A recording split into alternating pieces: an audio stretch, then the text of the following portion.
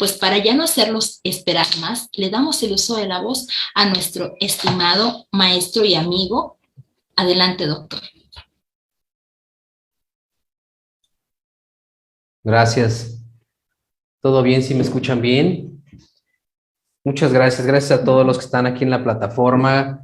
Maestra Noemí, por supuesto, a Jurista Yus, a todo su equipo de trabajo que siempre pendientes de este desarrollo profesional, siempre tratando de organizar charlas jurídicas de manera gratuitas para poder, pues así, hacerles llegar el conocimiento a todos por todos lados, ¿no? Entonces me siento muy afortunado de participar como ponente en esta charla que vamos a trabajar hoy, esta charla que se llama Etapas en el Sistema Acusatorio y que precisamente tiene que ver con este sistema de justicia y cómo se dividen estas etapas, ¿no? Y estas etapas, de cierta manera, siempre, así como de manera muy formal, el Código Nacional lo establece, ¿no? En su numeral 211 y te dice cómo estarán divididas las etapas. Eso lo vamos a ver en un momento. Yo casi siempre trato de explicarles las etapas a cómo es la práctica, ¿no? O sea, así como que de una manera un poquito más sencilla y ahorita lo ponemos como lo dice el artículo 211. Entonces, fíjense que estas etapas, pues dice que son tres y que es la etapa inicial, intermedia y de juicio y que cada etapa, fíjense que se divide en ciertas, tiene ahí sus divisiones, ¿no? Porque la etapa inicial pues se divide de cierta manera en dos, como dice el código, en la etapa inicial y la complementaria. Y que la etapa inicial se va a dividir desde que hay una de noticia criminal, a lo mejor hasta una formulación de imputación y que de ahí en adelante pues va a ser la complementaria. Sin embargo, también esa tiene ahí sus divisiones, ¿no? Yo lo divido o siempre trato ahí de ponerle un poquito de lo que tengo yo de experiencia y creo que, bueno, divido más bien la etapa en etapa desformalizada y formalizada, ¿no? Como la etapa de investigación, vámonos a la etapa de investigación. Yo la pongo así, ¿no? Como desformalizada y formalizada, o también conocida como no judicializada y judicializada. Esto porque el Ministerio Público tiene actuaciones, realiza actuaciones en esta pequeña fase, y ustedes van a ver que cuando existe una denuncia o una querella, pues el Ministerio Público tiene la obligación de iniciar la carpeta de investigación y esta carpeta de investigación pudiera ser iniciada de dos maneras, ¿no? Pudiera ser iniciada con detenido o bien sin detenido. Si estamos hablando de una situación sin detenido, bueno, vamos a esperar hasta lo que establezca el numeral 16 constitucional, párrafo tercero, es decir, que el Ministerio Público tenga suficientes datos para poder solicitar una orden de aprehensión y podérselo llevar a una etapa judicializada, ¿no? Pero vámonos a lo que establece el artículo 16 constitucional, párrafo quinto, que es la flagrancia, ¿no? Y que precisamente desde que existe un hecho o tiene conocimiento el Ministerio Público de un hecho delictuoso con detenido, pues tiene que respetar los derechos humanos de todos, ¿no? Y por eso establece el artículo primero constitucional que en el ámbito de sus competencias todos deberán respetar y garantizar, promover todo esto que nos dice, ¿no? Los derechos humanos. Entonces, el Ministerio Público tiene una gran labor que es precisamente velar por los derechos de las víctimas, por los derechos de los ofendidos, ¿sí? Pero sobre todo los derechos del imputado también, porque cuando hay una detención en flagrancia, pues hay una detención y realmente no tienen en ese momento de la detención pues su abogado, ¿verdad? Que pueda velar por esos derechos que la Constitución tiene para él. Es por ello que esto recae precisamente en el primer respondiente, ¿sí? Y él es el que tiene que velar por esos derechos que se hagan valer en determinado momento. Entonces, fíjense cómo desde el momento que existe una detención, se tiene por parte de los primeros respondientes que respetar esos derechos fundamentales y uno de ellos pues, efectivamente va a ser que sea tratado precisamente con esa dignidad que merece el imputado, pero sobre todo que se respeten esas temporalidades en sus detenciones. Ustedes recordarán que hace tiempo este asunto, ¿verdad?, de Rosendo Radillas respecto de la desaparición forzada y por eso precisamente ahora ya no se pretende que existan ese tipo de anomalías y es por ello que el 16 constitucional, párrafo quinto, por ahí en su última línea nos dice que deberá de existir un registro inmediato de la detención. Entonces, cuando una persona es detenida, debe de existir un registro inmediato y ese registro inmediato se traduce en el Registro Nacional de Detenciones. Fíjense cómo este numeral 16 constitucional, párrafo quinto, nos dice también que no nada más los órganos captores, los primeros respondientes, pueden detener a una persona, sino también lo podrá hacer cualquier persona que pueda detenerlo, pero ponerlo en disposición de manera inmediata a la autoridad. Y esta con la mayor prontitud a la agencia del Ministerio Público. Entonces, fíjense cómo si una detención surge, por ejemplo, a las 8 de la noche, pues qué tanto tiempo tendrá ahora sí que el primer respondiente para poder ponerlo a disposición ante la agencia del Ministerio Público, porque te dice la Constitución que deberá ser puesto a disposición de manera inmediata, ¿sí? De manera inmediata, que pues para alguien inmediato puede ser 5 minutos o para alguien inmediato puede ser 1 hora o 2 horas, ¿no? Entonces la palabra inmediata pues viene de manera muy ambigua, tasada precisamente en la Constitución. Sin embargo, por eso la Corte se pronuncia respecto de la inmediatez del traslado de una persona detenida. Y esto la Corte nos dice que será de manera inmediata, se atenderá respecto de las peculiaridades de cada detención o de cada evento, ¿no? En este caso, porque por ejemplo, pues si la situación, ha habido casos y lo hemos visto en las noticias, cómo es que detienen a una persona y los vecinos o las personas que están ahí intentan linchar al justiciable, ¿no? Lo tienen ahí, le intentan golpear, lo intentan linchar, llegan los primeros respondientes y quieren quitárselos y no se puede y se arma ahí un alboroto, llaman más refuerzos y bueno, hay un montón de cosas y pues evidentemente no pueden ponerlo a disposición de manera inmediata, pues obviamente están en otra situación. Entonces, por eso siempre y cuando esté justificada la dilación, tanto en la puesta a disposición, incluso como a lo mejor en el mismo Registro Nacional de Detenciones, pues no habrá ningún problema, ¿no? Entonces, por eso yo digo que la etapa inicial pues se divide como en dos, ¿no? O sea, como que tenemos la etapa no judicializada, que es ante el Ministerio Público, llámese por flagrancia, o llámese cuando una persona no está detenida, que es una carpeta de investigación sin detenido, está en investigación, y por lo tanto, entonces, no llega ante un juez, y por eso precisamente yo le pongo que es no judicializada, o que es desformalizada, ¿no? Porque todavía no la llevamos con un juez, estamos investigando.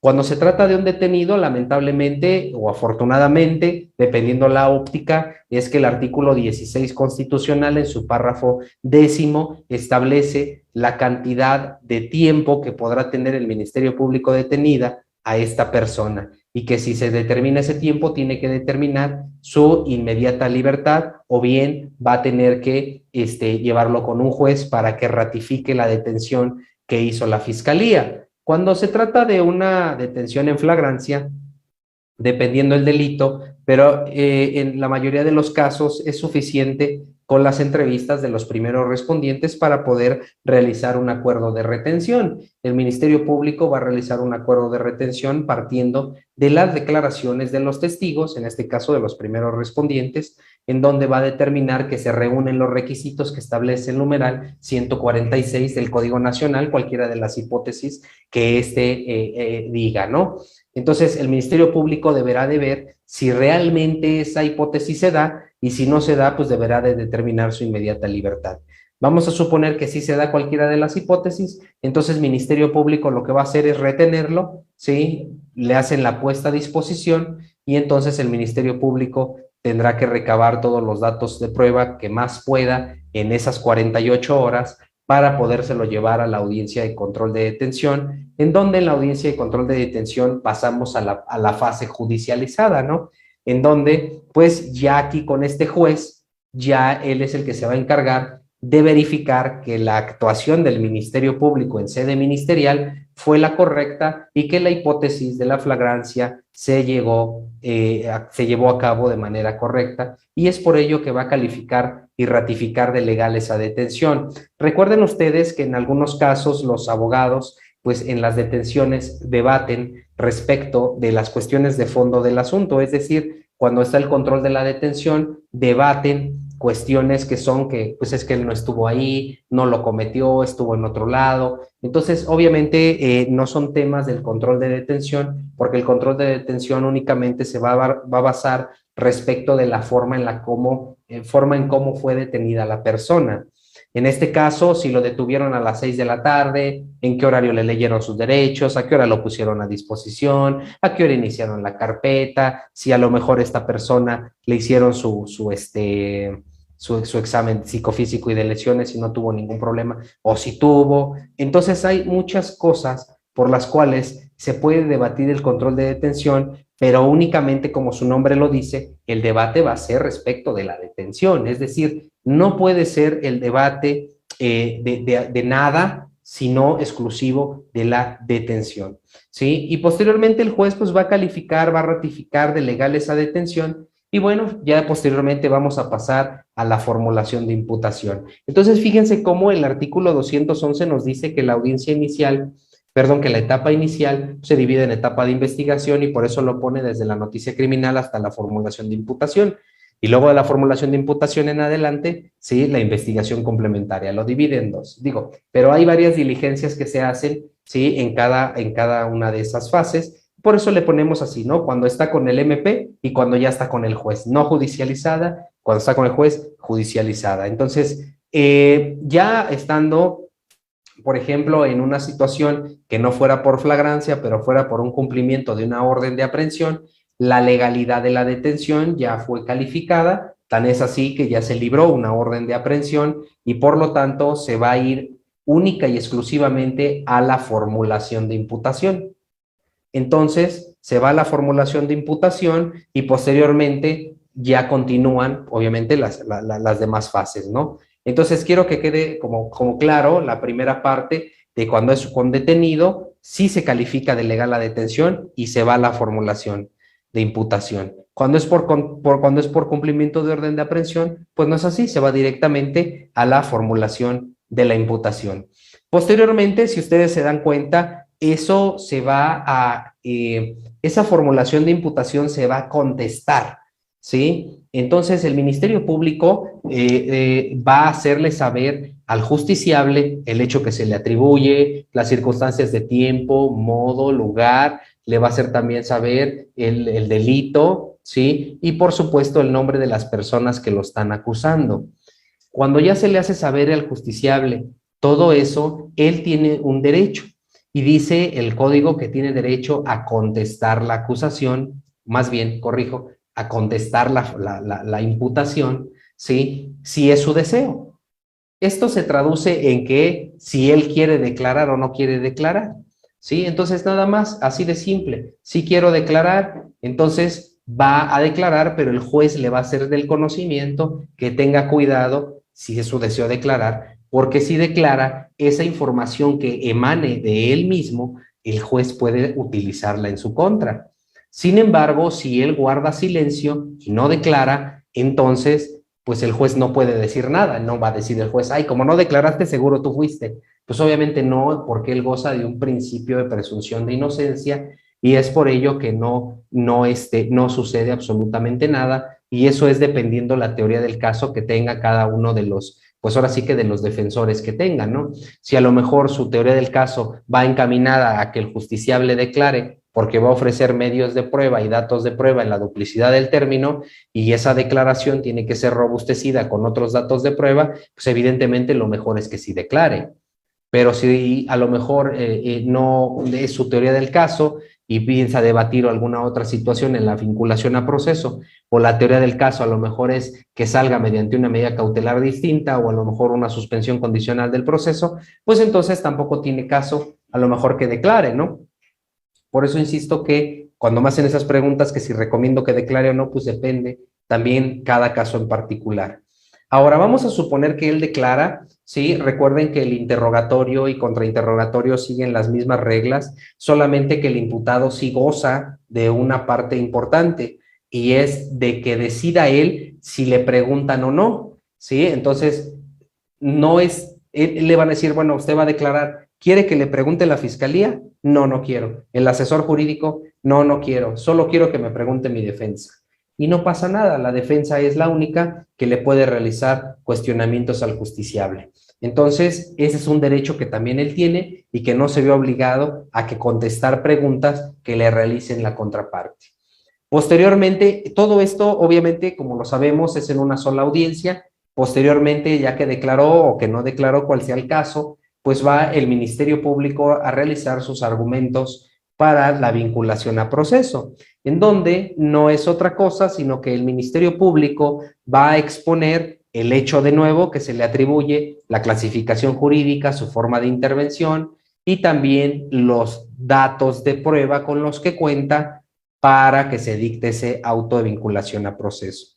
Podrán ustedes ver el artículo 316 en su párrafo tercero y te establece que para dictar un auto de vinculación a proceso solamente requiere de indicios razonables para poder realizar esa vinculación. Entonces basta que exista la probabilidad de que una persona participó para que dicte un auto de vinculación a proceso. Nada más, datos razonables, indicios razonables. ¿Sí? Y esto, bueno, pues lo va a ponderar precisamente el juez de manera conjunta, pero también de manera individual, cada dato de prueba que exponga la fiscalía.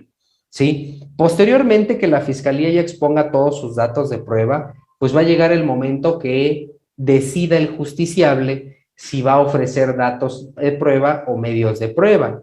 Para ello, puede solicitar que se le resuelva su situación jurídica en ese momento, en 72 horas o en 144 horas. Normalmente siempre piden la duplicidad del término con el ánimo de que puedan ofrecer datos de prueba o medios de prueba, ¿sí? Y entonces pudiera ser, por ejemplo, que el justiciable les haya dicho en su declaración que no quiere, más bien que no participó en el hecho, ¿sí? Porque él en ese día, él no estuvo, ¿no? Él ese día se encontraba trabajando y cómo es posible que le atribuya a la fiscalía un hecho delictuoso donde él ni siquiera estuvo, ¿no? Entonces, cuando él declara, va a decir eso, señoría, la fiscalía está mintiendo porque yo ese día yo estaba trabajando y dice que ese día yo cometí el hecho ilícito. ¿Ustedes creen que con las palabras del justiciable sea suficiente para que ya dicte un auto de no vinculación a proceso? Pues obviamente no, va a decir, pues yo te creo, ¿no? Pero ¿con qué me lo estás acreditando?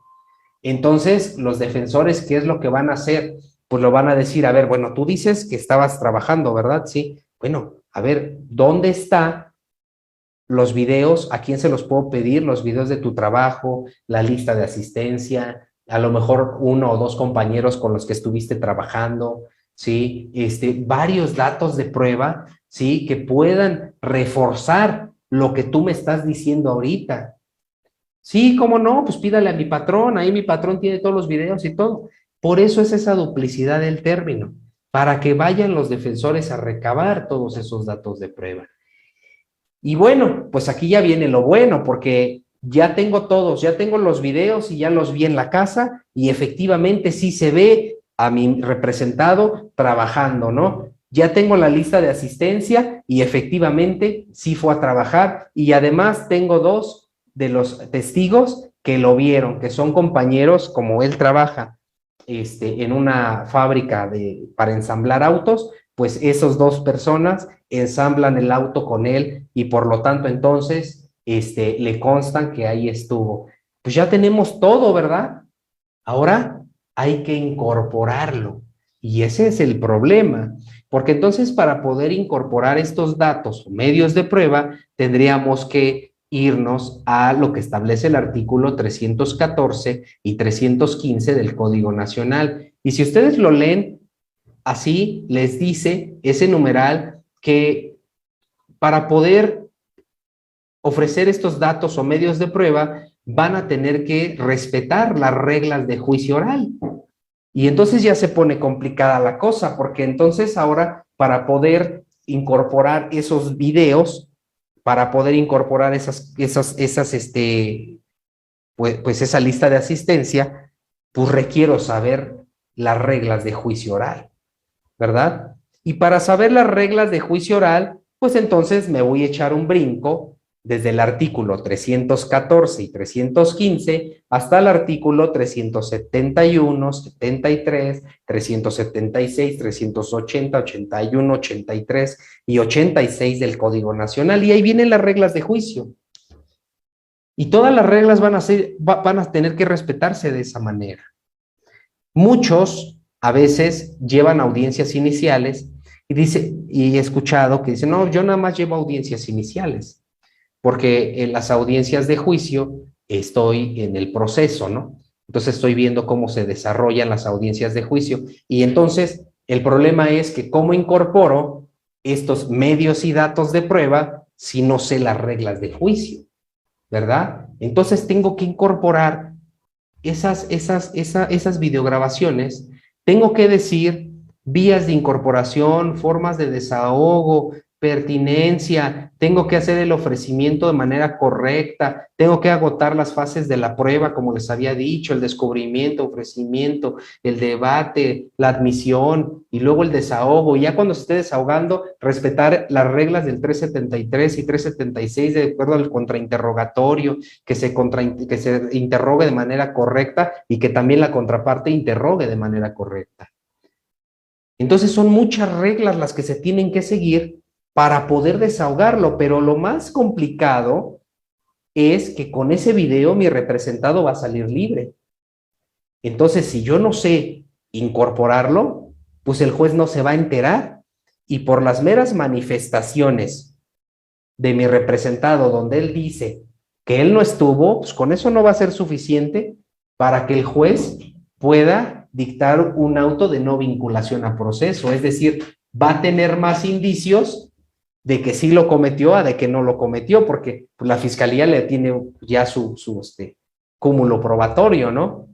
Entonces hay que demostrarle al juez que esa parte no es cierta y que es cierto lo que dijo mi representado, pero si no lo sé incorporar, pues esto es cómo le voy a hacer.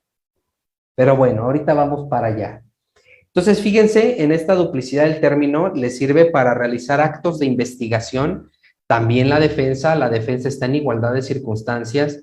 También la defensa puede recabar entrevistas. Solamente yo les recomiendo que las entrevistas sean recabadas en términos de lo que establece el numeral 217, ¿sí? Y ustedes también, como defensores, pueden recabar esas entrevistas sin mayor problema y correrle traslado a la fiscalía para que cuando lleguen a la audiencia de duplicidad del término, pues puedan ustedes realizar las técnicas de litigación, que son pues el apoyo de memoria, el evidenciar contradicción, superar contradicciones y todo eso que establece ese numeral, ¿sí? Porque si ustedes no dan una entrevista por escrito, nunca van a poder apoyar la memoria y si su órgano de prueba no se acuerda de algo o se equivocó, pues entonces ya se fue para abajo toda su teoría del caso. Entonces tienen que pues tener una estrategia bien sólida de lo que pretenden hacer en esa pequeña fase, ¿no? Si no, pues lo van a vincular a proceso y después, pues ya en juicio van a tener que ir, pues ahí sobrellevándolo, ¿no? O bien, a lo mejor su idea puede ser otra situación de acuerdo al delito, ¿no? Vean ustedes entonces cómo, pues se van a ofrecer estos medios de prueba y luego ya cuando se desahogan, porque viene la parte del desahogo, ya va a ceder el uso de la voz el juez al defensor para que haga sus argumentos para no vincular a proceso. Y entonces el abogado defensor debe de ya tener estructurados los errores que tenía la fiscalía y obviamente robustecer la entrevista del justiciable para poder solicitarle al juez de manera armónica, ¿sí?, que no dicte un auto de vinculación a proceso.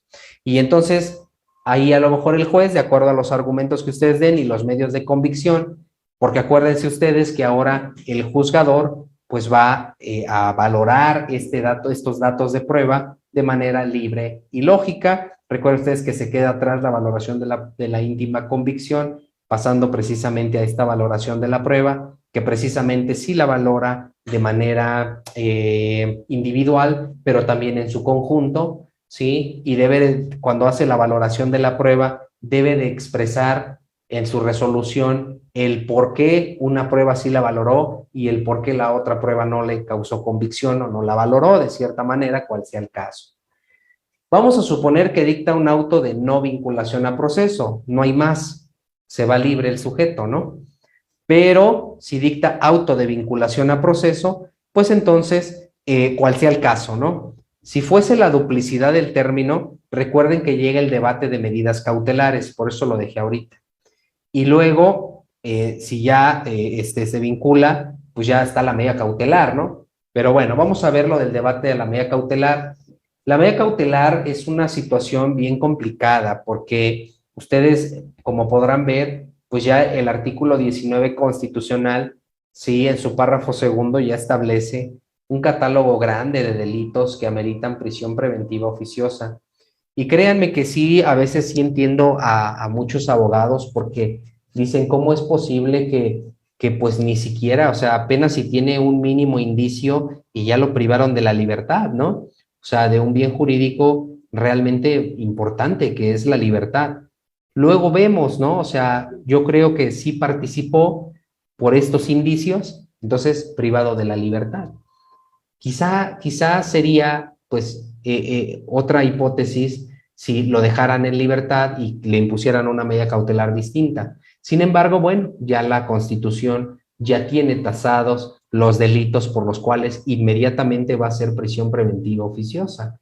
Sin embargo, hay delitos que no son así. Por ejemplo, siempre les comparto los delitos, por ejemplo, de género, violencia familiar, son delitos que si está de por medio la prisión, porque un ministerio público va a poder solicitar la prisión preventiva justificada atendiendo a que la víctima puede correr riesgo, ¿no? Si este cuate se queda fuera. Y eso pudiera crearle convicción al juzgador y con eso suficiente para poder imponer medida cautelar de prisión preventiva justificada. Pero yo siempre les digo que para ese debate, la prisión preventiva justificada, puedan ustedes también irse a los parámetros constitucionales. Siempre les hablo del principio pro persona, de la interpretación conforme, en donde precisamente ahí les platico que pues el principio pro persona pues tiene dos aspectos fundamentales, ¿no?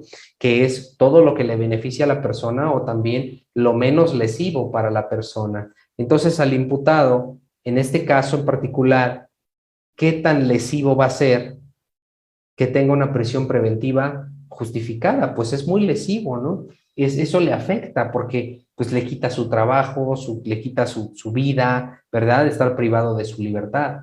Entonces es muy lesivo. Entonces pudiera atentar contra el principio pro persona porque este es lo menos lesivo. Si el temor de la fiscalía es que este sujeto se acerque y dañe a la víctima, pues que le ponga una medida de restricción y una medida de protección a la víctima. A lo mejor esa sería la solución, ¿no? Sin embargo, bueno, son temas que no se toman como a la ligera porque realmente como se tienen que visualizar con una perspectiva de género, pues en cualquier momento, ¿qué pasaría si este sujeto en un momento ahora sí que de emoción, ¿verdad? De que lo denunció, la busca incluso y después la priva de la vida, ¿no? Entonces es complicado, no es un delito de prisión preventiva oficiosa, pero puede solicitar esa prisión preventiva justificada bajo esos argumentos. Pero también recuerden ustedes que hay argumentos y parámetros constitucionales en los cuales pueden contrarrestar esa situación, ¿no? Porque pues evidentemente si este sujeto, hay que ver las cuestiones también en los casos en particular, ¿no? Pero ha habido casos que la violencia familiar ni siquiera ha habido golpes, ¿no?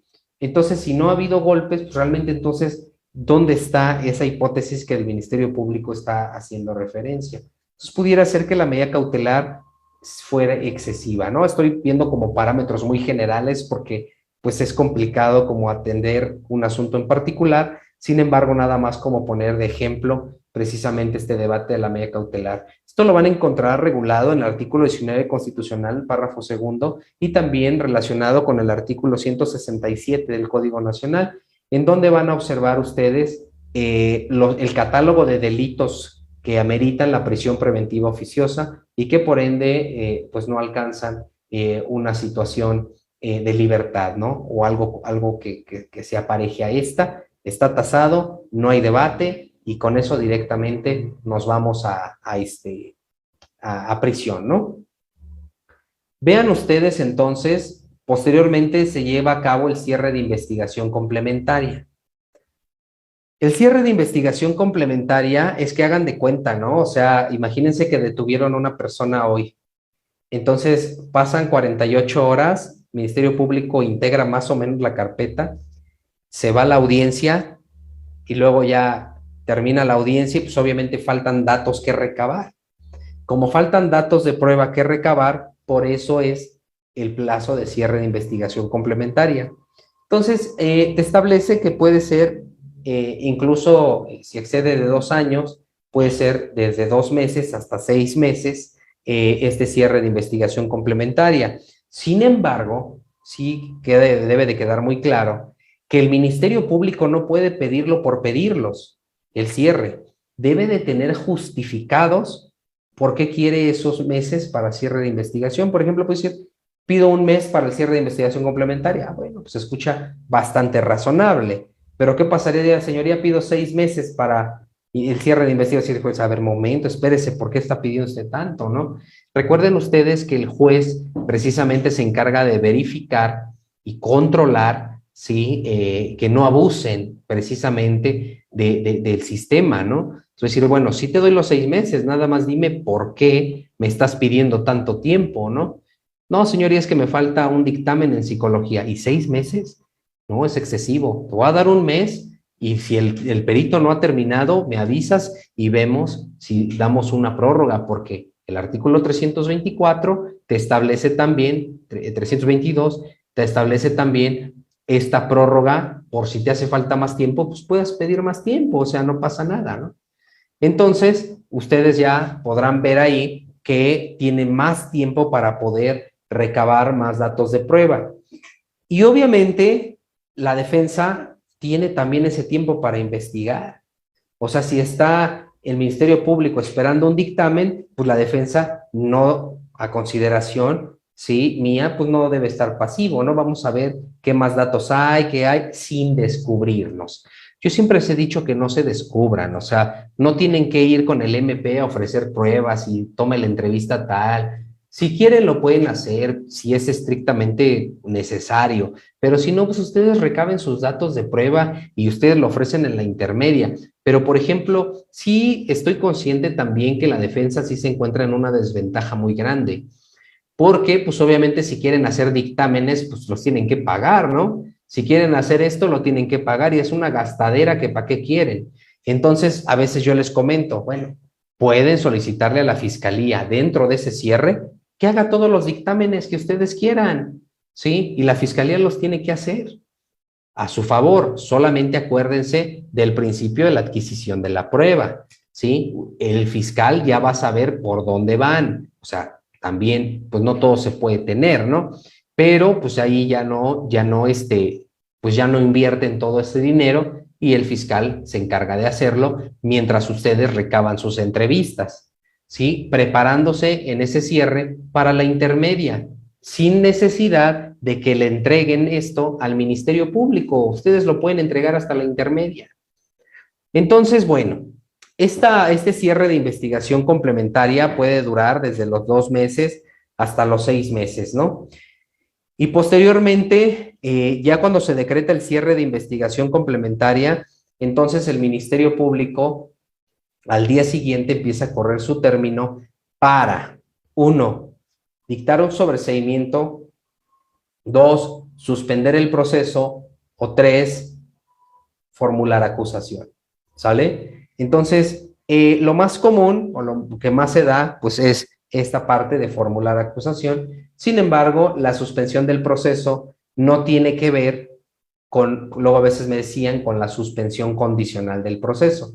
No tiene que ver con eso, sino que aquí suspende el proceso por algunos factores. Y uno de ellos pudiera ser que el imputado tuvo un trastorno mental, ¿sí? Y ya no puede continuar, ¿no? Entonces suspende por un rato. Puede ser también que el imputado se encontraba mediante una medida cautelar de presentación periódica y ya no lo encuentran, ¿no? Ya quién sabe dónde anda.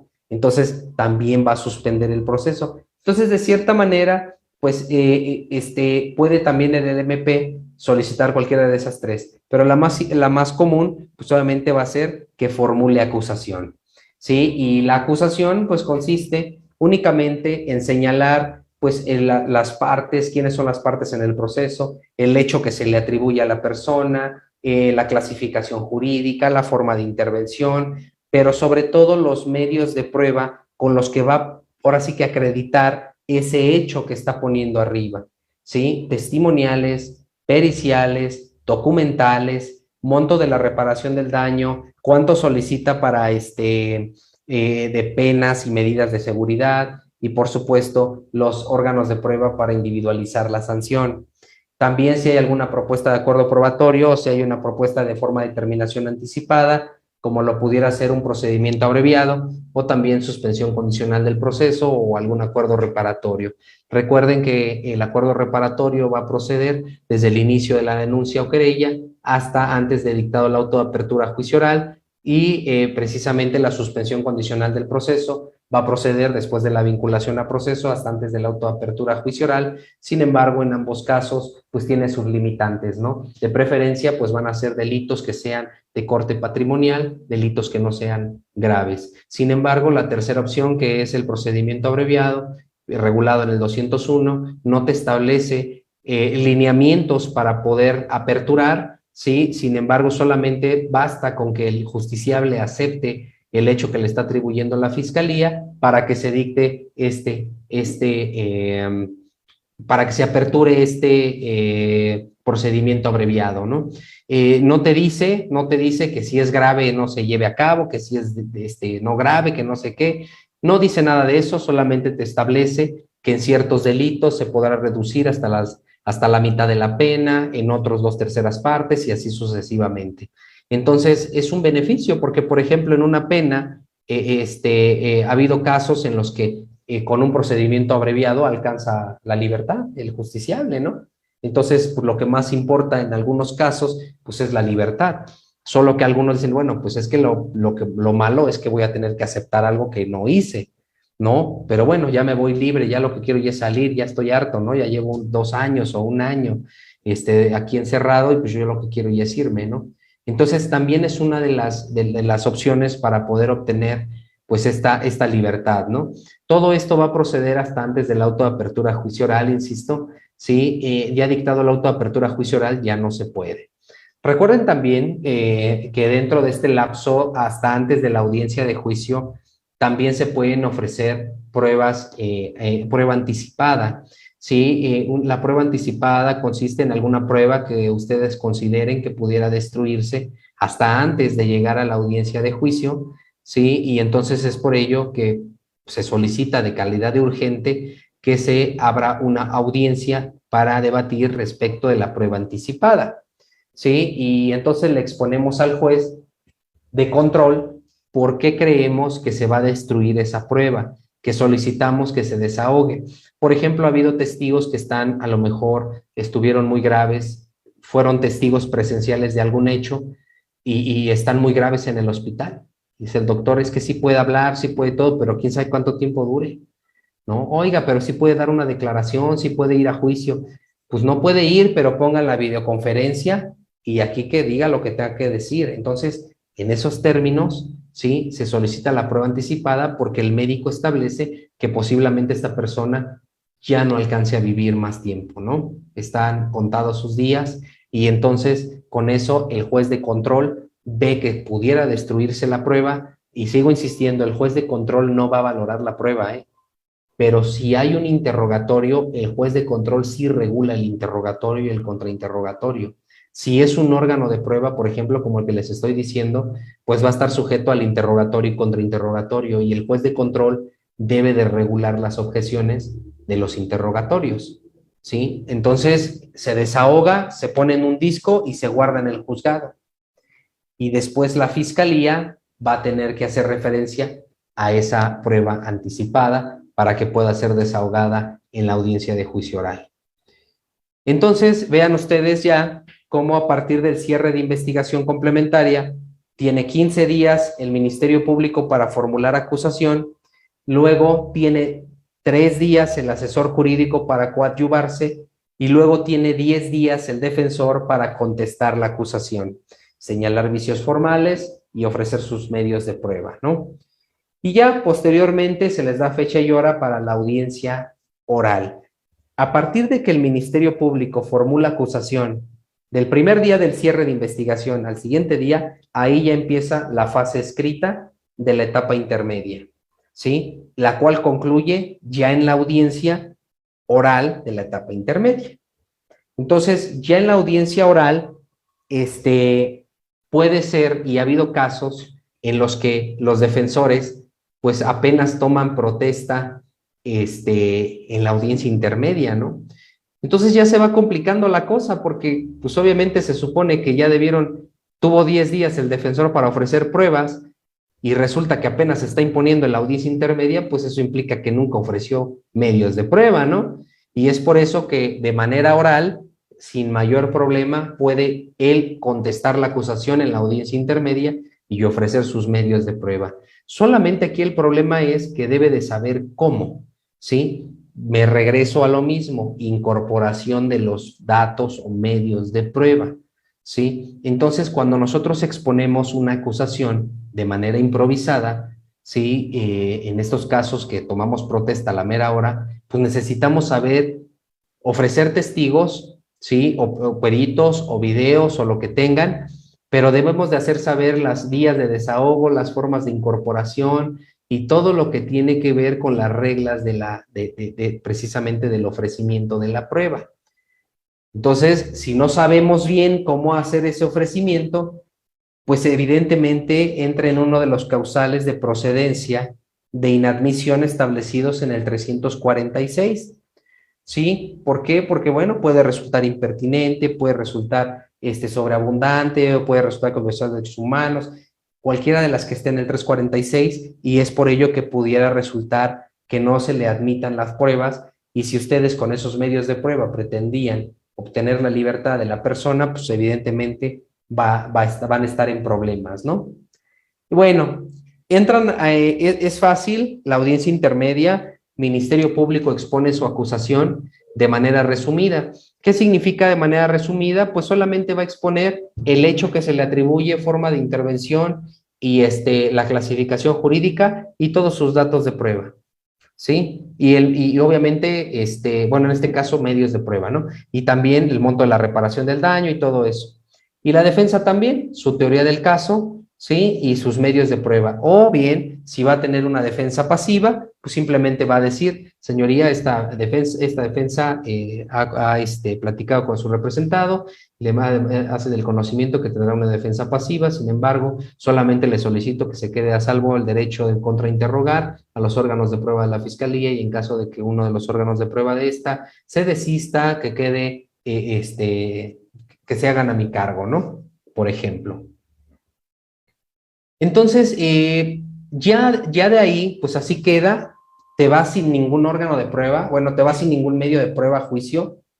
Sin embargo, en juicio, pues tu estrategia puede cambiar, porque en juicio puedes ofrecer como prueba nueva lo que tú quieras, ¿sí? Entonces, el juez dicta el auto de apertura a juicio oral, pero antes de dictar el auto de apertura a juicio oral, le vuelve a preguntar al imputado, ¿está seguro usted que quiere irse a un juicio oral? Si usted se va a un juicio oral, puede que quede libre, pero también tenga mucho cuidado porque puede ser que las penas en el juicio sean muchísimo más altas que las de ahorita. ¿Está usted de acuerdo? Vamos a suponer que el imputado diga, bueno, espéreme tantito, déjeme platicar con mi abogado, ¿no? Platican, ¿y qué cree que sí me voy al abreviado? Ya, mejor ya vámonos.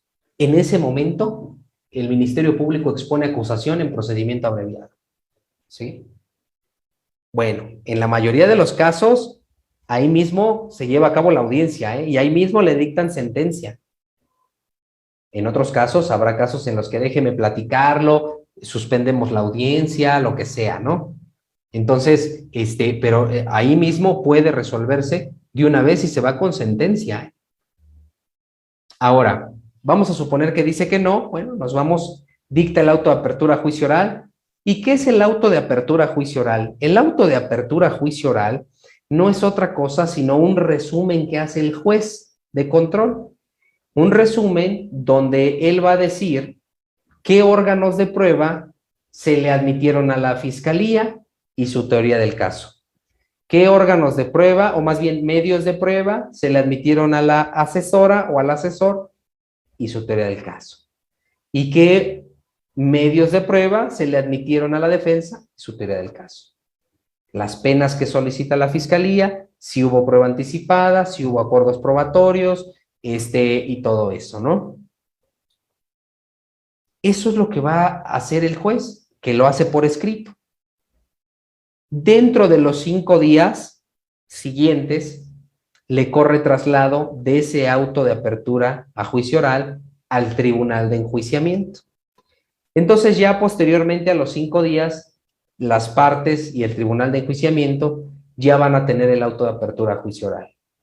Entonces, el juez que estaba en la audiencia intermedia, evidentemente no va a ser el mismo que está en juicio oral. Entonces, ahora el del juicio oral, lo único que tiene de conocimiento, lo único que tiene es el auto de apertura a juicio.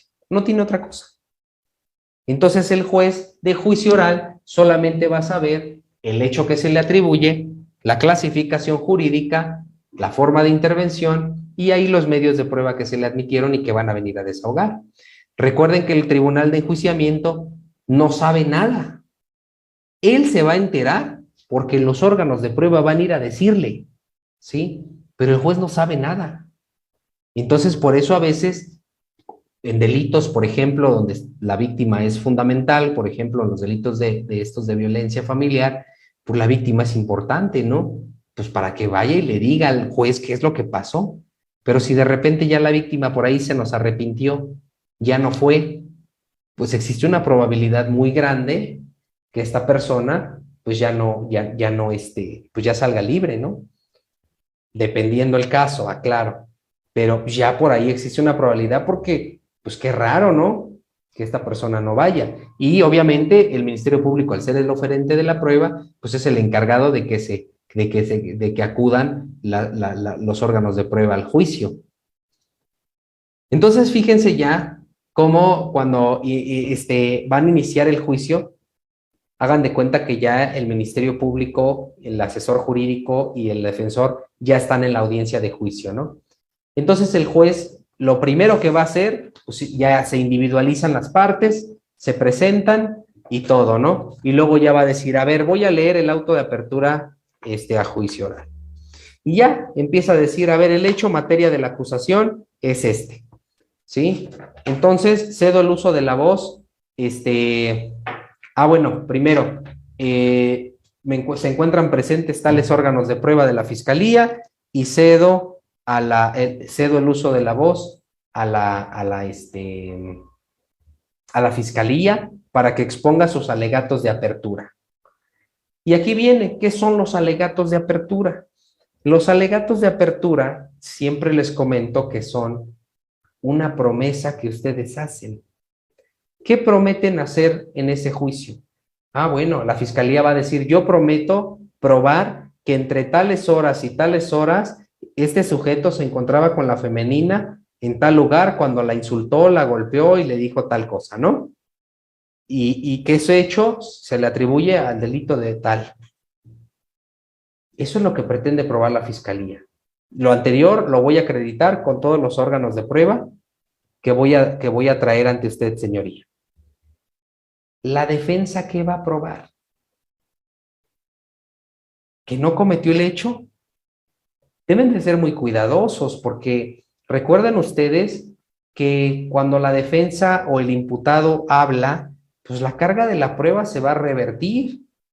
Entonces, si ustedes van a probar que su representado no estuvo o no lo cometió, pues ya desde ahí la carga de prueba se les revierte.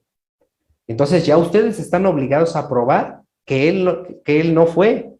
Pero si voy a llevar una defensa calladita, pues entonces nada más voy a decir, señoría, el Ministerio Público no alcanzará a demostrar su teoría del caso, ¿verdad? Yo con eso ya no digo nada, yo lo estoy diciendo de manera muy general. Ya posteriormente, a ver qué hago. Pero mientras, yo no tengo por qué probar nada porque tengo un principio, que es el principio de presunción de inocencia. Ya cuando le toque a mi representado hablar, entonces ahora sí la carga de la prueba se revierte. Lo que mi representado diga, estoy obligado a probarlo. ¿Sí? Pero mientras nadie diga nada, no tengo por qué probar nada. Entonces, yo calladito y espero que la fiscalía desahogue todos sus órganos de prueba. Ya que desahogó a todos sus órganos de prueba, va a decir el juez, defensa, ya se agotaron los órganos de prueba. ¿Alguna manifestación? ¿Va a declarar su representado? ¿Alguna? Sí, señoría, cede el uso de la voz para que el representado declare, ¿no? Y entonces, de esa declaración, muy probablemente va a emanar, ¿qué? La prueba nueva, ¿sí? ¿Por qué? Porque a lo mejor yo como defensor me acaban de dar el caso ya en el juicio oral, ¿sí?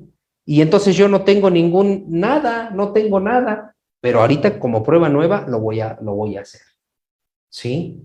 Y entonces, de la declaración de mi representado, probablemente se emana la prueba nueva.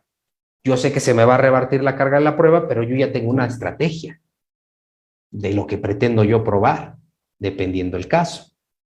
Y entonces ustedes van a tener que situarse en las reglas del artículo 390, ¿sí? Del Código Nacional 390, pero también no dejen pasar el artículo 346, para que cuando ustedes ofrezcan su prueba nueva, no entre dentro de las causales de exclusión de la prueba. Y que también sepan ustedes las vías de incorporación y formas de desahogo.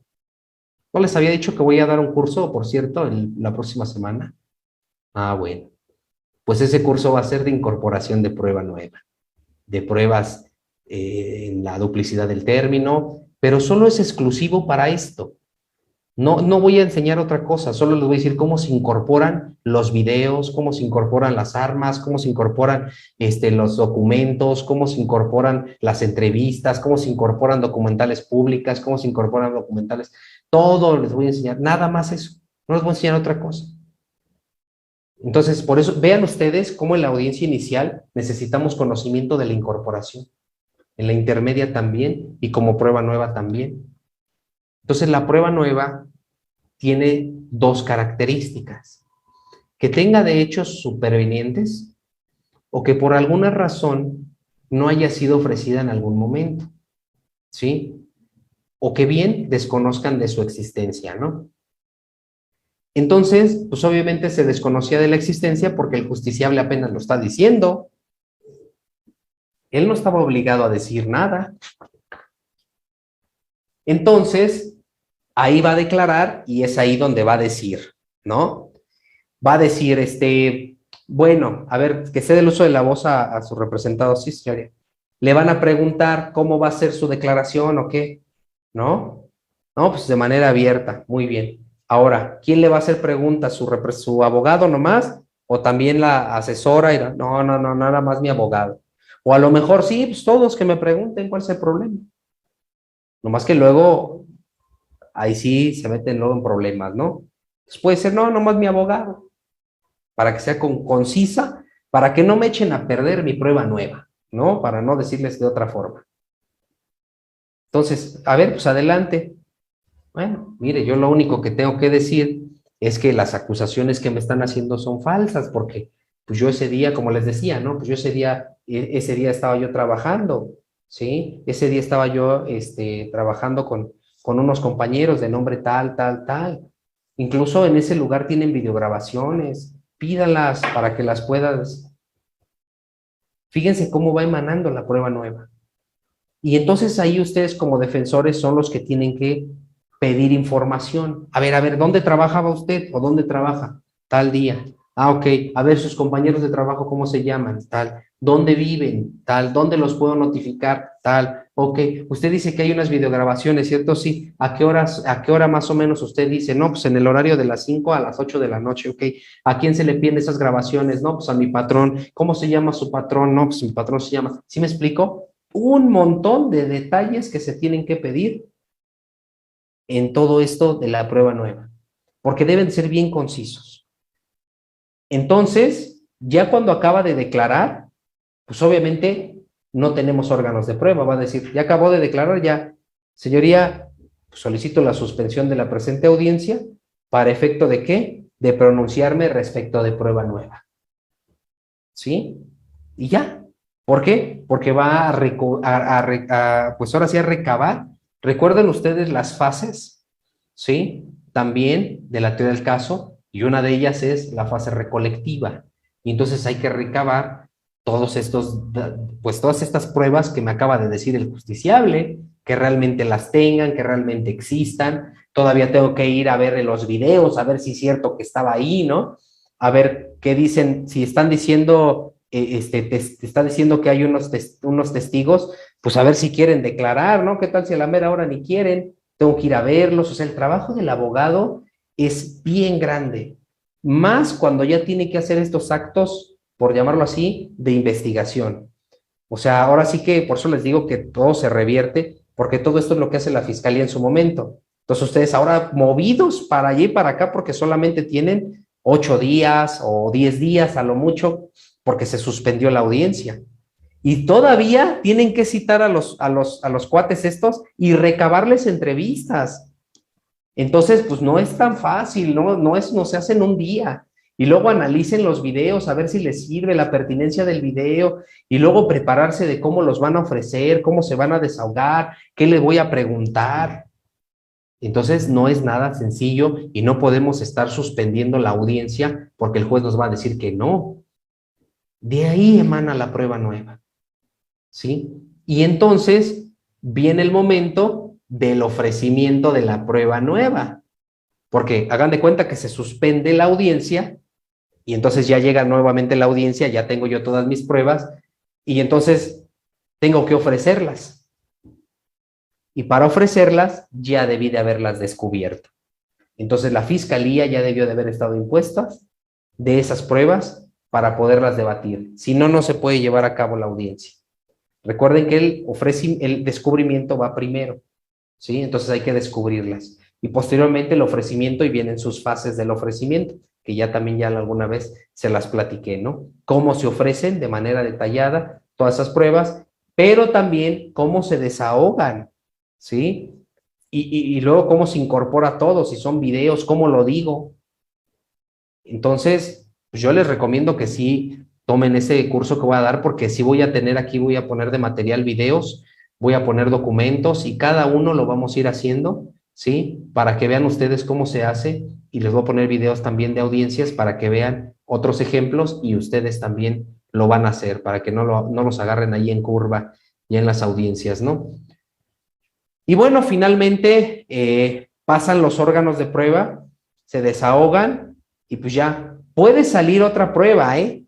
Puede ser que haya una prueba de refutación, si ustedes quieren, ¿sí? Para poder refutar el dictamen en criminalística, o también, pues a lo mejor un testigo que dijo una cosa, pero yo tengo otro testigo que estuvo en el mismo lugar y dijo otra, pues también es una refutación. O sea, la prueba de refutación no es nada más peritajes, ¿eh? Eso no es cierto. También son una testimonial que se contraponga con otra, ¿sí? O sea, entre dichos. Y para eso no se requiere de mucha pertinencia, ¿eh? Nada más con que refieran por qué se da la refutación y con eso es todo. Una pericial, facilísimo. Pues obviamente va a refutar lo del dictamen de él, pues no hay debate. Y en la entrevista, pues también nada más con que adviertan el por qué van a refutar y con eso se les admite la prueba de refutación.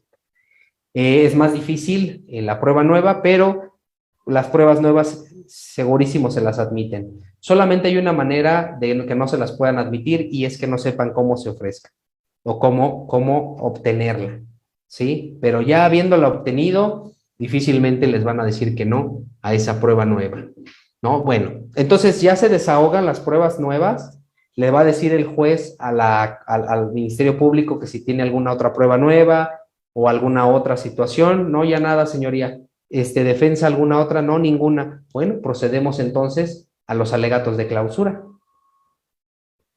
Posteriormente, entonces, van a los alegatos de clausura y recuerdan que yo les dije que los alegatos de apertura eran la promesa, pues entonces aquí tuvo que haberse cumplido esa promesa. Y viene lo más complicado, porque pues ya el juez valoró, ya el juez ponderó esos medios, esas pruebas, y más o menos el juez, pues ya tiene, ¿sí?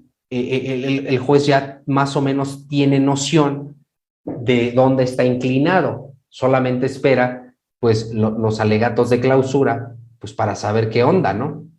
Entonces, en los alegatos de clausura es importante, son bien importantes porque ustedes hacen un análisis de cada uno de los órganos de prueba de la contraparte y explican por qué no debe de tomársele ese valor a cada uno o por qué hay contradicciones entre uno y otro, si ustedes quieren, ¿no?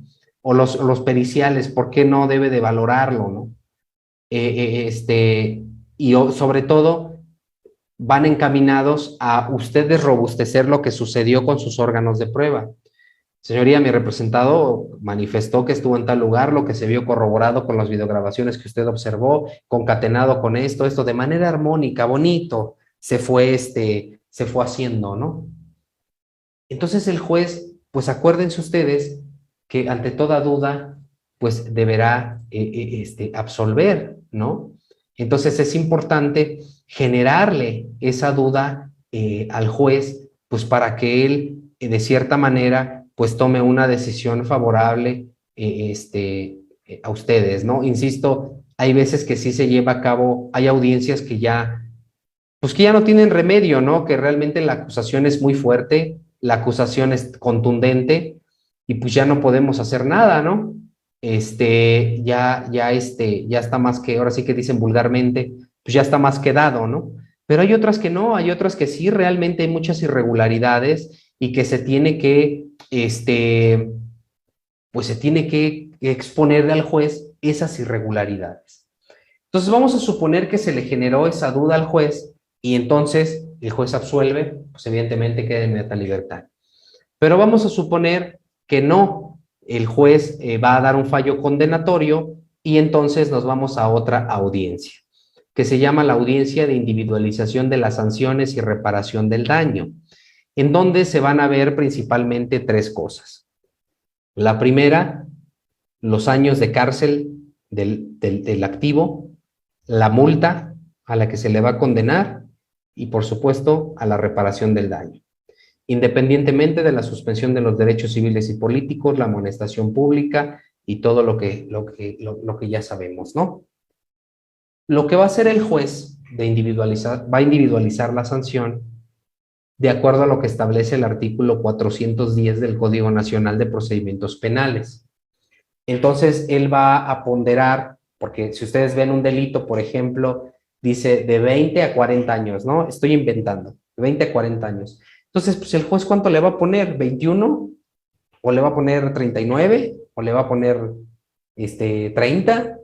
Bueno, existe un parámetro y ese parámetro lo va a tomar de acuerdo a lo que establece el artículo 410 del Código Nacional.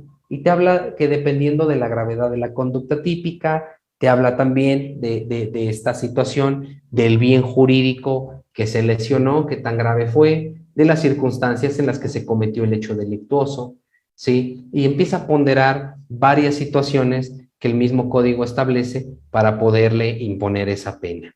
La reparación del daño, eso sí no, eso sí ya es de dos formas.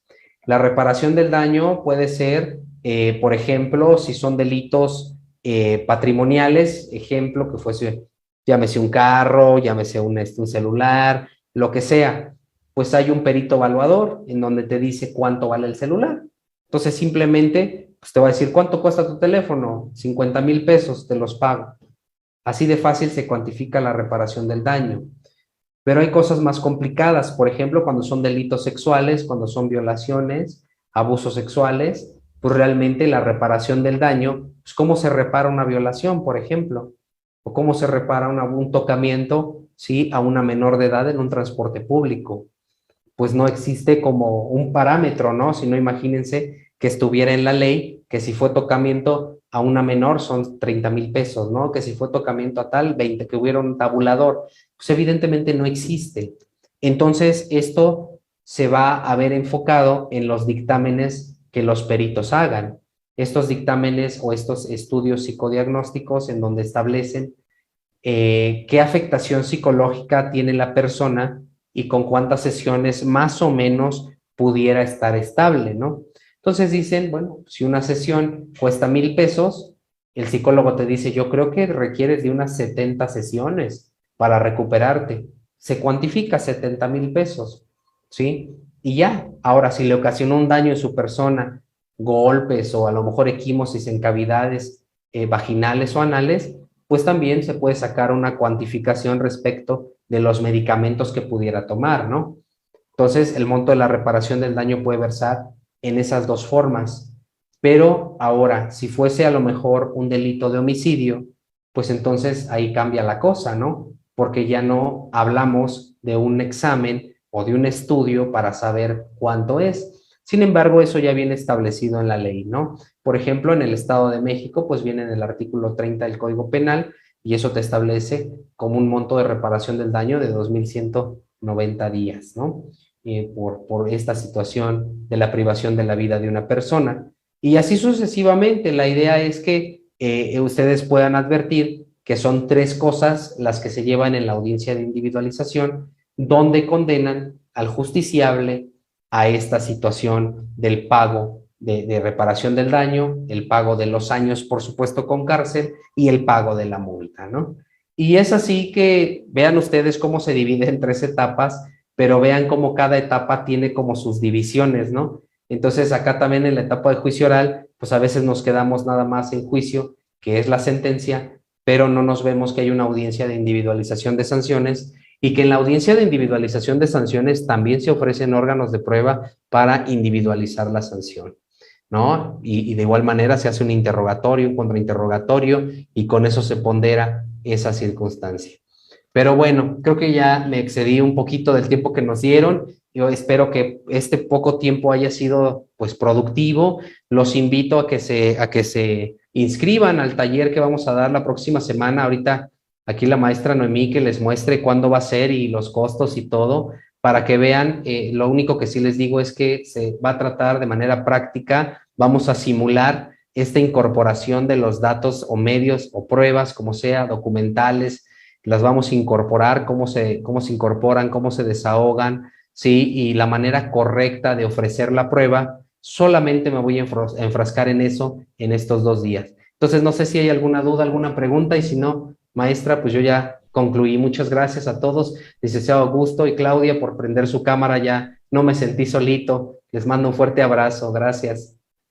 Muchas Ya. gracias, maestro Eric, por esta excelente charla que han tenido, donde pues nos ha hablado de los puntos más importantes, de las etapas que tiene el sistema penal acusatorio.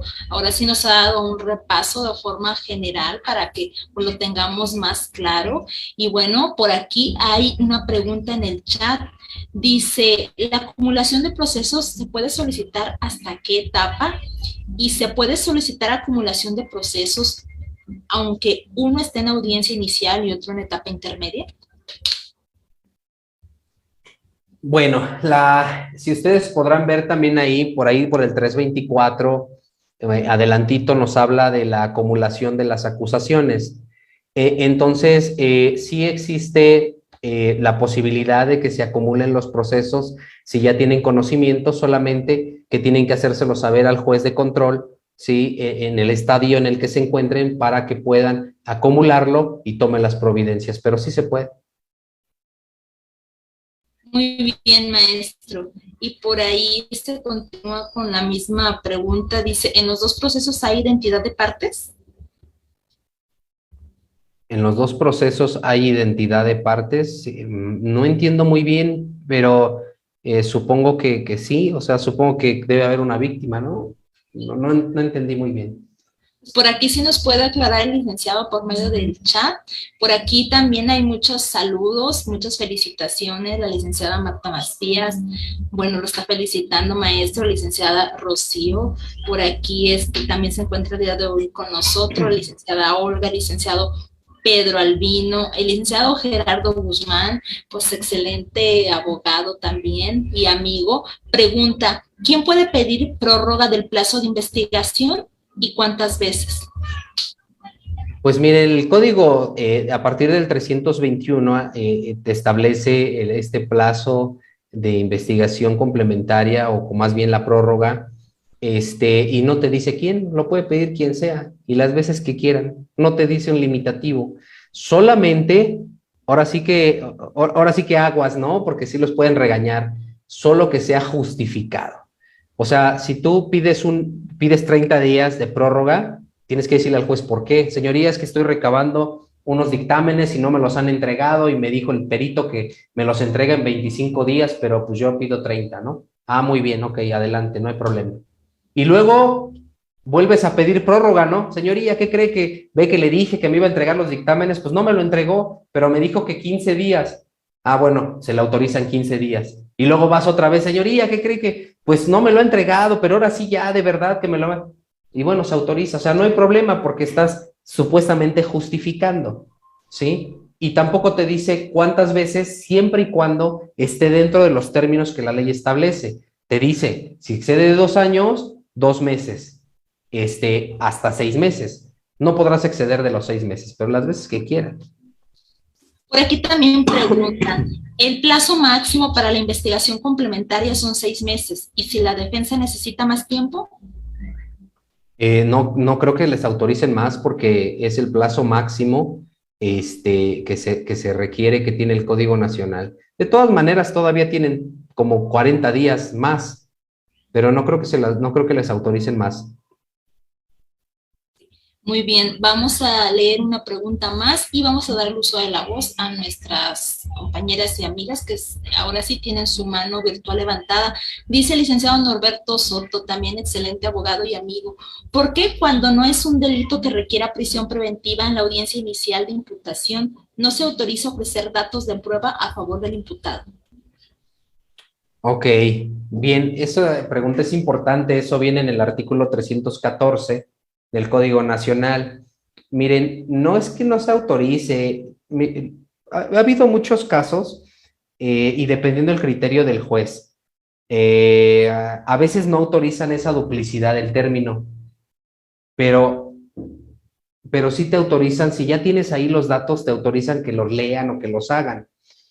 Te dice el juez que supuestamente no se puede, pero miren, yo siempre les he dicho que eso contrapone al 20 constitucional, apartado B, fracción cuarta, porque se le tienen que recibir todos sus datos de prueba, ¿sí? Y entonces, el Código Nacional es una ley diferente y es una ley, por decirlo así, menor a la Constitución. En términos del 133, ¿sí? La Constitución está en la cúspide, ¿sí? Entonces, ustedes verifiquen la reforma que les comentaba del 2011 y nos habla el artículo primero de la interpretación conforme y te dice los jueces deberán de interpretar conforme a la Constitución y la Constitución te dice que se le deberán de recibir sus pruebas y se le tienen que recibir sus datos de prueba, aunque no sea un delito grave. Y el 314 dice que no, que solamente es. Por eso ha habido mucha controversia y que creen que ahora sí se les reciben, pero ¿qué creen que hacen los jueces? Ya no desahogan los órganos de prueba.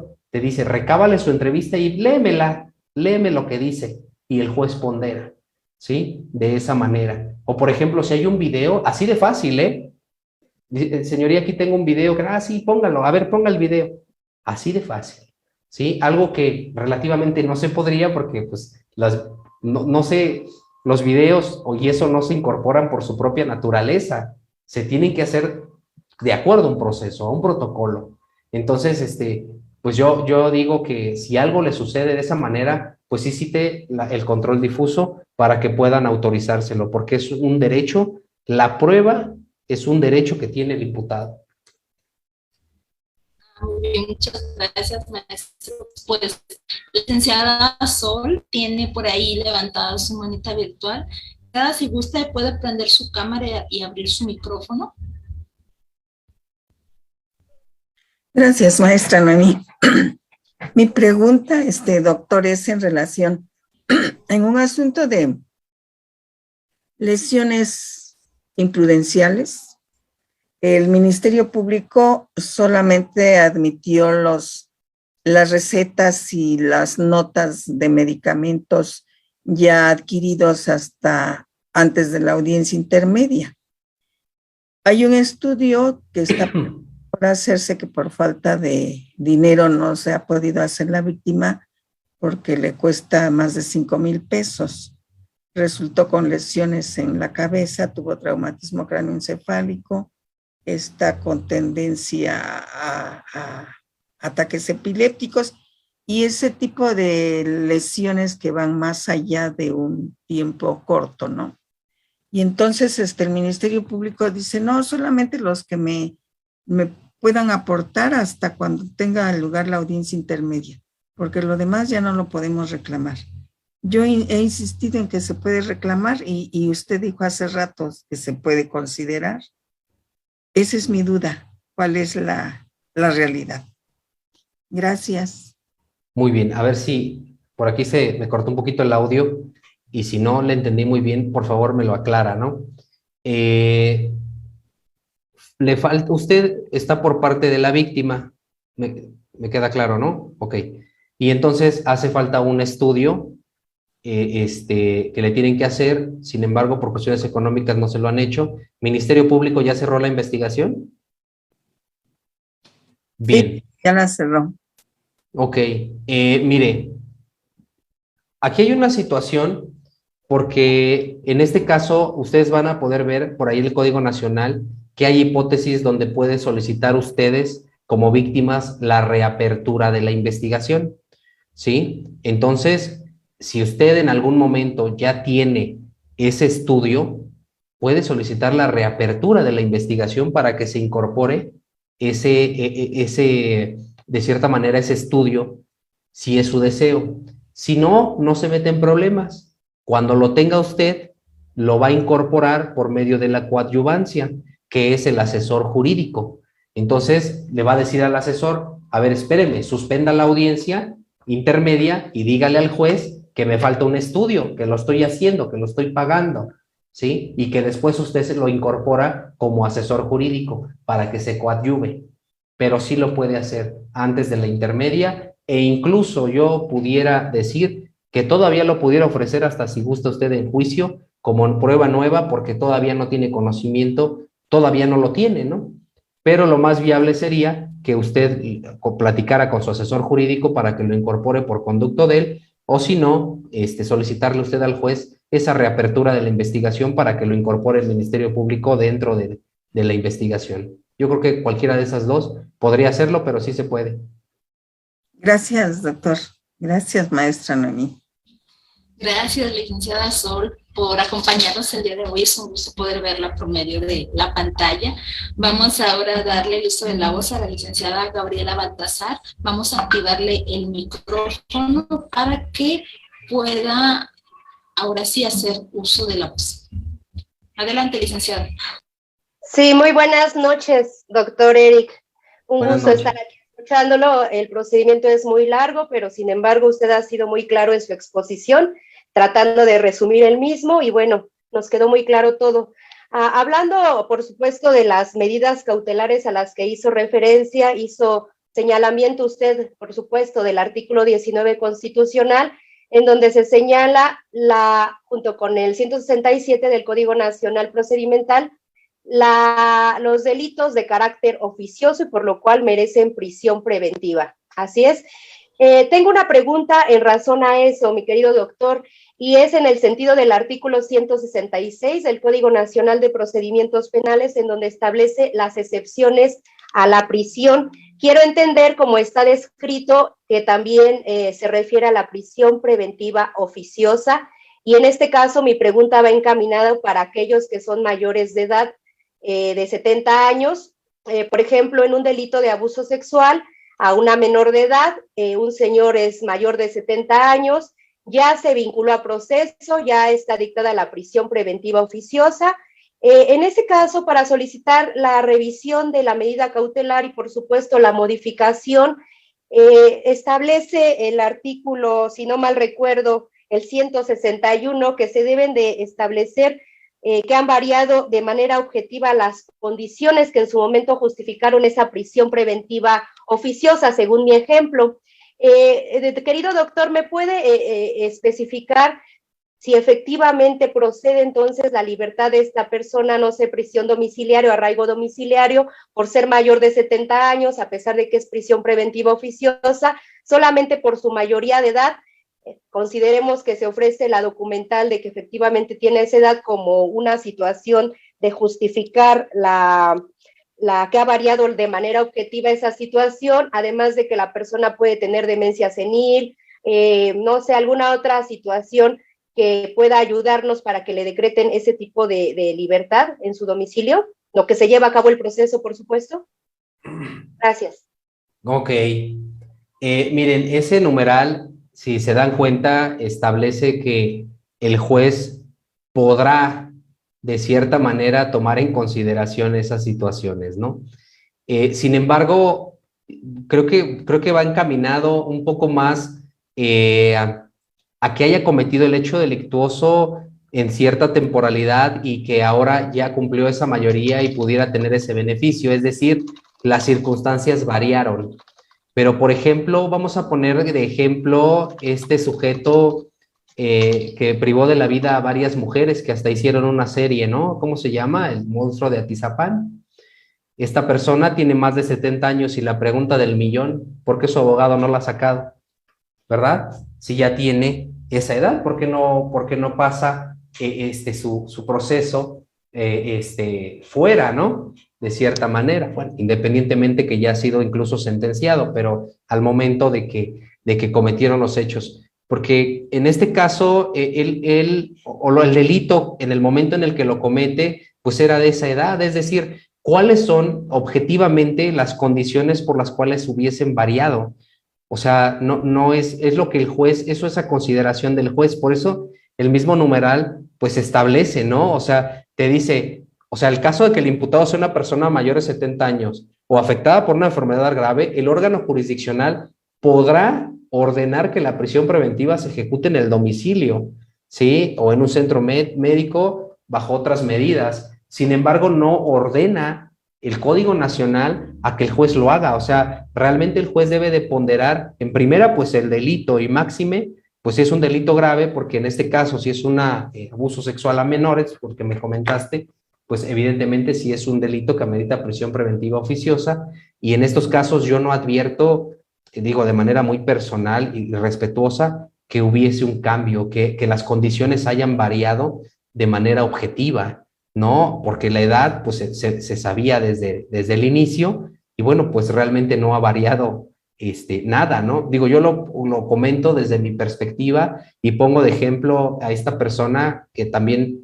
pues es una persona que cometió un delito grave, que está en el catálogo de delitos graves y que hasta la fecha, pues nunca, digo, ya tuvo su sentencia y nunca tuvo un beneficio de una medida cautelar distinta, ¿no? ¿Por qué? Porque no se advierte que pudieran cambiar las condiciones de manera objetiva. Entonces, la verdad, ese sería mi punto de vista, Lee. Muy bien, muchas gracias, doctor. No sé si considere que hagamos una última pregunta. En realidad hay varias preguntas en el chat, sin embargo, pues sabemos que usted ha estado impartiendo clases ahora sí todo el día desde la mañana en universidades privadas y pues también en la tarde ahorita estuve impartiendo un curso.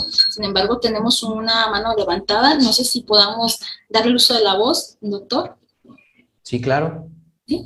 Como última pregunta, ahora sí que nos pueda comentar el licenciado Vladimir. Adelante, licenciado. Sí, hola, buenas tardes, doctor Eric Mejía. Buenas tardes a toda la audiencia. Mi pregunta es respecto a un proceso respecto a delito de lesiones y daños. Hace 3 meses prácticamente ocurrió este hecho, se puso a disposición de un juez de control, acudimos tanto la parte indiciada, como la parte de las víctimas. Previamente hubo una comunicación al estar en la audiencia de control legal de detención y formulación de imputación, expusimos un acuerdo reparatorio diferido, esto con el fundamento en el artículo 187, si no mal recuerdo, del Código Nacional de Procedimientos Penales. Se hizo el acuerdo reparatorio diferido, nosotros proponiendo que se iba a entregar cierta cantidad de dinero por cuanto a lesiones y por cuanto a daños. Así también dentro de ese acuerdo reparatorio diferido se hizo la entrega inmediata de un porcentaje y que a los 3 meses, exactamente el 19 de julio, teníamos la obligación de comparecer ante la representación social para que ellos también, dentro del acuerdo lo especificamos, justificaran los gastos médicos por cuanto a lesiones, sobre pues la evolución de la persona que tuvo esas lesiones, los tratamientos, etcétera. Entonces, mi pregunta es, en caso de incumplimiento por parte de la víctima, incumplimiento en el no justificar los gastos, en no estar entregando o remitiendo un informe de cuáles han sido las constantes visitas al médico, etcétera. Mi pregunta es, ¿podemos nosotros comparecer y declarar el sobreseimiento respecto al incumplimiento, toda vez que no ha justificado y no justificó, no compareció a justificar los gastos generados? Bien, nada más una pregunta, es que no tengo bien el contexto. ¿El juez le requirió a la víctima que justificara tales fechas y tales horas esos gastos? Como acuerdo reparatorio, sí, ante el juez, los dos, y el juez lo aprobó. Sí, la juez de control aprobó el acuerdo donde dijimos que ambos quedábamos obligados, ambos, a que dentro de 3 meses, y sobre todo la víctima tenía que justificar el dinero que le entregábamos. Es decir, le entregamos, por poner un ejemplo, 100,000 pesos, y ellos tenían que decir en 3 meses, estos 100,000 pesos por cuanto a lesiones se ocupó en este tratamiento, en estas visitas médicas, en este tratamiento, etcétera. Entonces, no lo hizo, no ha justificado por nada, pero sí el juez de control lo aprobó y lo decretó así. Ok. Bueno, no creo que sea ahorita tanto como para solicitar un sobreseimiento, pero quizá lo más cercano o lo más viable es que le hagas del conocimiento al juez de control para que se lo requiera a la víctima y se pronuncie al respecto. Nada más.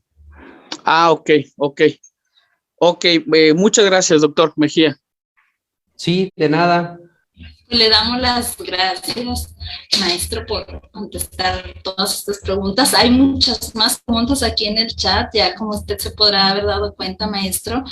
Realmente, pues, este tema es muy amplio. Sin embargo, pues, usted nos ha hablado de los puntos, como ya lo comenté, los puntos más importantes, y ahora sí nos ha quedado claro, precisamente cuáles son las etapas en el proceso penal acusatorio. Y, pues, bueno, le damos las gracias por su tiempo, maestro. Pues sabemos que también está de vacaciones y pues también usted ahora sí no nos deja aquí en esta parte de la docencia compartiendo o dedicando tiempo precisamente de sus vacaciones para estar aquí con nosotros compartiendo de manera generosa como siempre sus conocimientos, maestro. Y pues bueno, queremos precisamente agradecerle por esta excelente charla jurídica y para ello, maestro, vamos a hacerle llegar una constancia precisamente como una forma del agradecimiento por haber impartido esta excelente charla.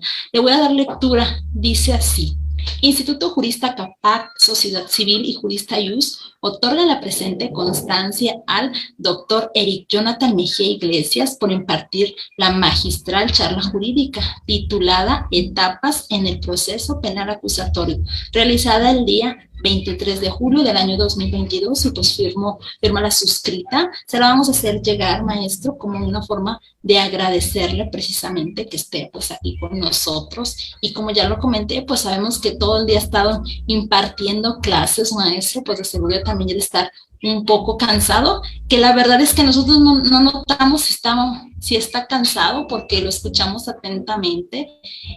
Ahora sí, cada una de las cosas que usted nos comenta. Y bueno, pues queremos comentarles acerca del siguiente taller que vamos a tener precisamente con el doctor Eric Mejía.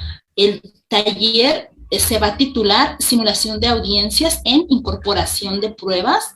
Vamos a ver esta parte de incorporación de pruebas, tanto en audiencia inicial como en audiencia intermedia y de juicio como prueba nueva. Vamos a tener este taller 2 días, 27 y 28, de 19:30 horas a 10 de la noche, ya es la siguiente semana. El temario que vamos a ver, como ya lo mencionó el doctor, pues van a ser las fases de la prueba, ofrecimiento, debate, admisión y desahogo. También como tema número 2, la incorporación de las pruebas, la prueba pericial, el documento, arma de fuego, arma blanca, placas fotográficas, las capturas de pantalla, ahora sí de WhatsApp, de Messenger, y pues videos. Y ya como último punto, va a ser una simulación de audiencia de cómo lo vamos a hacer, pues cuando nos toque desahogarlas, ahora sí en las salas de oralidad. Como ya lo mencioné, este taller se va a llevar a cabo 27 y 28 de julio en 2 sesiones, ahora sí, pues aprovechen. Como siempre, los talleres les van a incluir las clases por vía Zoom, el link de acceso de la grabación, el cual va a estar disponible, como siempre, por 60 días, el material de apoyo, que pues el doctor va a compartir con nosotros y el cual pues vamos a utilizar para trabajar en el taller, y la constancia de participación. Y pues bueno, ya saben que nos pueden contactar a los números de atención 341-109-5024, 341-198-0195, y pues también a este número que se encuentra aquí. Precisamente toda la publicidad está subida en nuestra página de Jurista Yus, en donde también se va a encontrar ahora sí grabada esta transmisión, esta charla jurídica del día de hoy, para que ustedes puedan entrar y pues puedan tomar las notas que consideren necesarias y pues poderle dar un repaso por segunda ocasión a esta excelente charla jurídica. Y también queremos aprovechar para ahora sí invitarlos a este otro taller titulado Juicio Oral Civil, desde la redacción de demanda a sentencia, el cual va a constar de 10 horas de capacitación. Lo va a impartir el doctor Armando Esaú Céspedes Cruz, quien es director de la firma jurídica, docente, conferencista y quien es autor de un excelente libro de amparo, que si ustedes no lo han adquirido, pues todavía están a tiempo de adquirirlo. Ese taller vamos a tener por 4 días, al 4 de agosto, de 19 horas. Ahora sí son 10 horas de capacitación, les incluye igual lo mismo, y en este taller vamos a pasar a temario. El temario es, punto número 1, generalidades. Vamos a ver los fundamentos constitucionales, los principios procesales, los principios rectores, cómo saber cuándo es un juicio oral civil. Como punto número 2, los actos procesales. Ahora sí, todas las etapas que lleva el juicio oral civil, desde la redacción de demanda hasta la sentencia. Y como punto número 3, los medios de impugnación, los incidentes, el amparo. Ahora sí, como ustedes saben, nuestros talleres son teóricos, nos hablan acerca por la teoría, el fundamento incluso constitucional. Sin embargo, también son muy prácticos precisamente, pues para que ustedes se vayan dando una idea, quien todavía no ha incursionado en esta área civil, pues esta es una buena oportunidad para que puedan entrar a este excelente curso. Pues estamos, como siempre, a sus órdenes en nuestros números de atención. Los vuelvo a repetir: 341-109-5024 y 341-198-0195. Por aquí, pues a los que se vayan a inscribir, mándenos un mensajito de WhatsApp y con mucho gusto los estaremos atendiendo. Y pues bueno, no pierdan la oportunidad de estar aquí aprendiendo precisamente con el maestro Eric, ahora clases que pues él nos da. Los que ya han tenido la oportunidad de acompañarnos saben que es muy compartido en sus conocimientos y es muy práctico en sus talleres, ¿verdad? Y pues bueno, maestro, no sé si nos quiera comentar alguna otra cosa más.